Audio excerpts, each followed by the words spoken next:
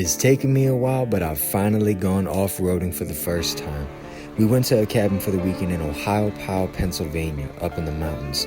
And before we went, I researched some trails nearby, and I found one that I wanted to test out, and I don't think I could have picked a better one for my first time off-roading. But I can't lie, I was so nervous at first because it was a very tight trail. It was on the side of a mountain, and there was a huge drop-off over the edge. And it didn't help that there were so many trees down on the trail. So we had them cleared because there was no getting around them unless we wanted to tumble down the side of the mountain. And at first, we were the only car on the trail.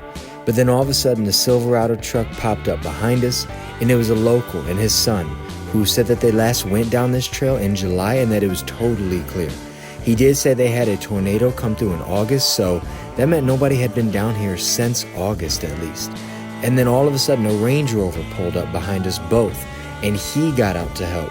So it was just wild that no one had been down this trail since August, and on one day, 3 different vehicles showed up at the same time. But we weren't mad at all because once the trees were cleared, we could keep on moving down the trail and keep seeing some beautiful sights. Once we got out of the woods and down into a more flat, more open space, as we were coming around the curve, saw some mud, so I had to take advantage of the opportunity.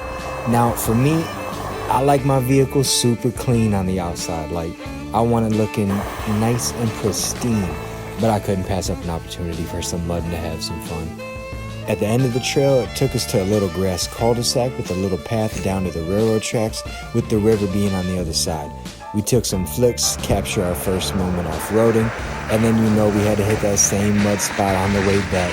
Again, I'm the type, my vehicle's got to be looking clean, but again, I couldn't pass up this opportunity to have some fun in the mud.